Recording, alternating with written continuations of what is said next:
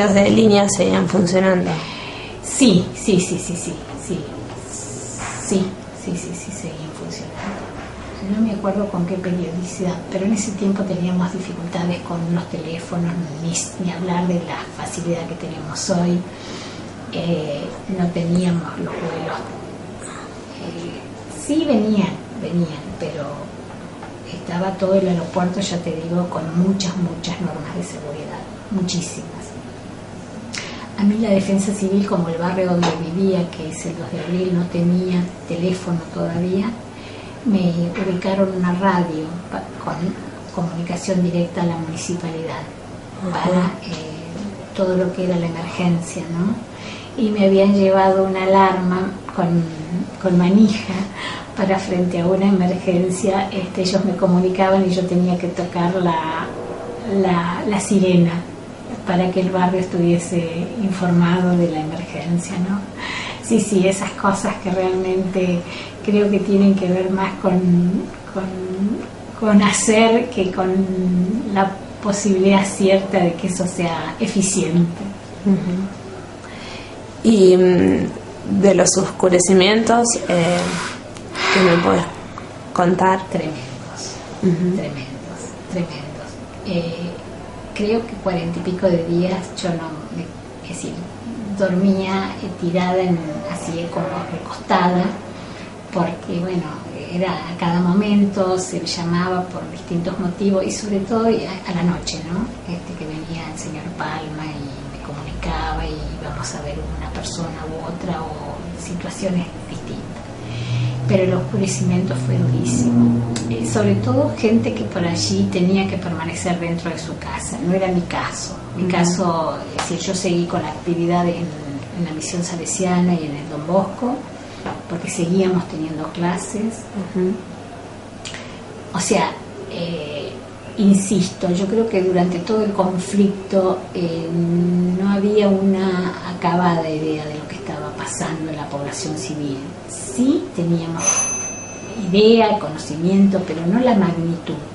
Creo que la magnitud tuvimos acabada conciencia posteriormente.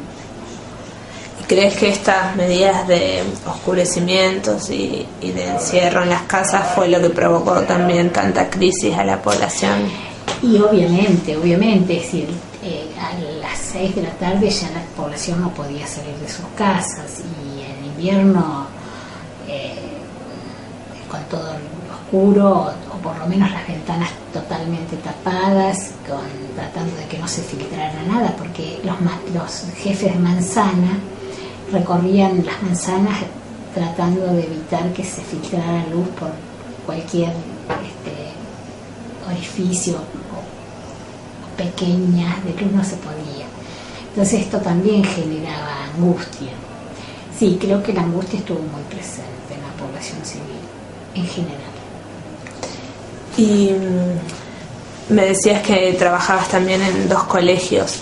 En estos establecimientos se realizó algún tipo de simulacro de evacuación, ¿recordás? Se trataba de no generar más angustia. Sí, por supuesto, sí, los chicos tenían sabían perfectamente qué acción tenían que hacer, cómo se tenían que ubicar, sabían perfectamente que se tenían que poner debajo de los escritorios, o una mesa.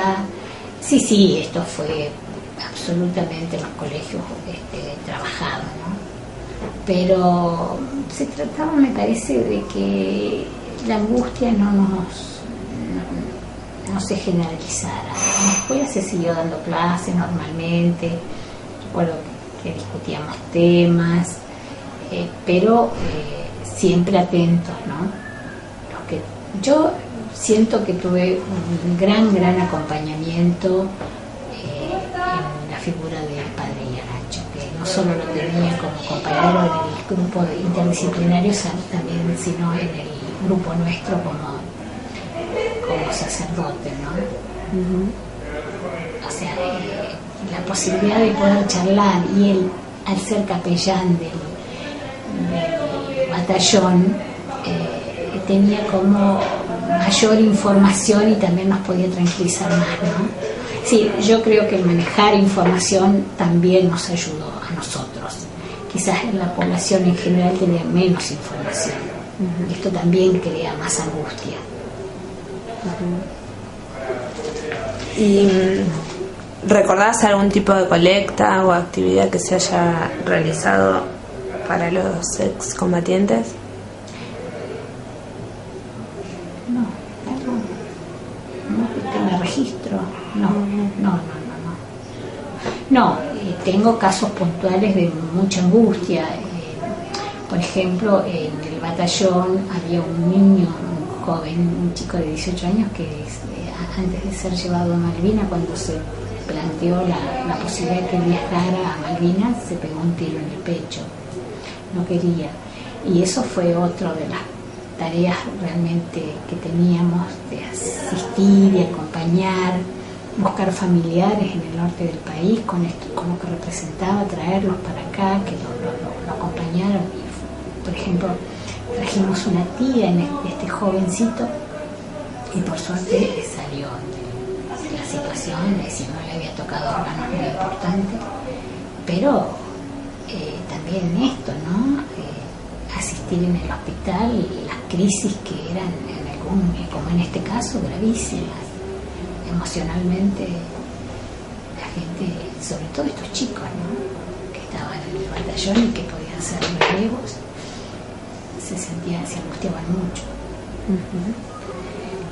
Y vos me hablabas que me decías que el conflicto en realidad comenzó finalizada la guerra. Sí. ¿A qué te referís con eso específicamente? Yo creo que en el ámbito de la comunidad, o sea, de los civiles, digamos, las broncas había que encauzarlas, me parece, y se generó que toda la culpa era como puesta en los militares, que sí, obviamente era, pero no eran nuestros militares de acá. Yo creo que más allá de que uno le tenga simpatía al comandante del batallón, creo que hicieron un papel lo mejor que pudieron de acuerdo a los medios que tenían y los tiempos que corrían, ¿no?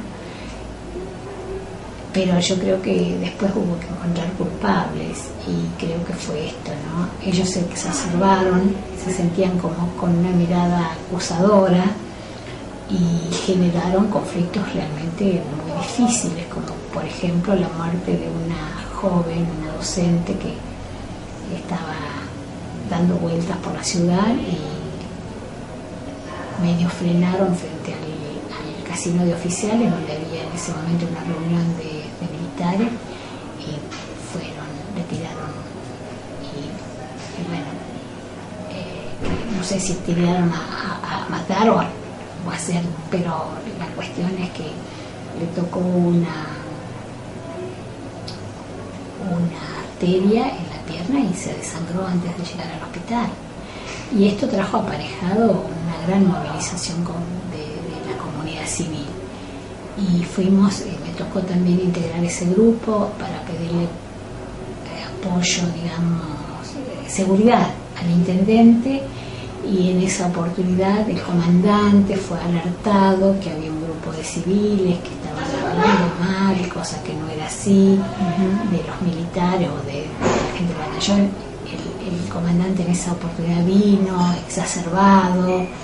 Bueno, estas eran las cosas que me parece que ocurrieron después, no poder encontrar un equilibrio entre lo que había pasado y lo que nos estaba pasando en ese momento. Como que todos necesitábamos encontrar algún culpable, ¿no? Pero fue después del conflicto, o sea, posteriormente, ¿no? Inmediatamente. Sí, obviamente, pero no durante. Yo creo que durante era como que teníamos una gran convivencia. A mí me tocaba, por mi trabajo en el hospital, estar muy cerca, por ejemplo, de la doctora Magnamara, que era una oftalmóloga, esposa de un integrante de la base aeronaval, y ella estaba diariamente comentándonos todo lo que ellos conocían y sabían, el doctor Abete, y muchos médicos que en ese tiempo cumplían funciones también en el hospital. Pero era una gran convivencia la que teníamos. Y la información que ustedes tenían, como me comentabas, no era la misma que se decía a nivel nacional, que se iba ganando la guerra. Totalmente. En una oportunidad, no recuerdo específicamente la fecha, el jefe del área naval austral nos reunió en el quincho de la municipalidad y nos comentó que bueno, que ya estaba, que desde el continente ya no iba a haber más apoyos para la acción bélica de Malvinas ni de Tierra del Fuego. Es decir, ¿por qué? Porque el grupo de Tierra del Fuego había tenido una tarea muy destacada, ¿no? Pero que ya no iba a haber más apoyo.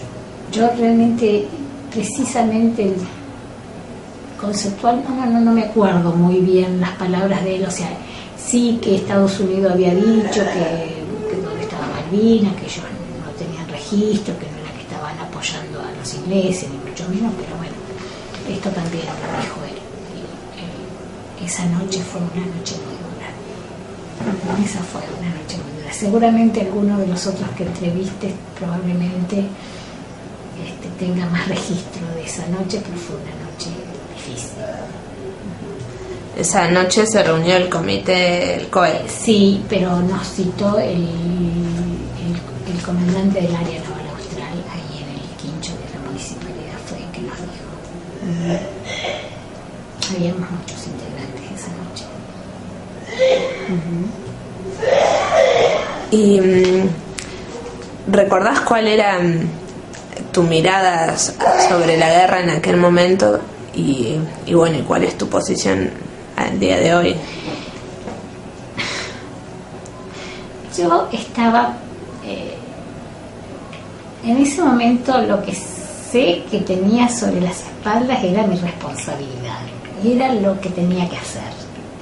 No sé si tenía conciencia acabada de lo que significaba, porque se vivía depende en el grupo que estuvieses, se vivía con mucho júbilo en algunos lugares, que siempre se iba a ganar, porque como buenos argentinos siempre ganamos, pero insisto, como yo estaba muy muy cerca de gente que tenía mucha información más precisa, estos militares que estaban conmigo trabajando en el hospital, o el padre Tito y Anacho, que sí estaba muy en contacto también con la gente del batallón, nosotros teníamos otra mirada, ¿no?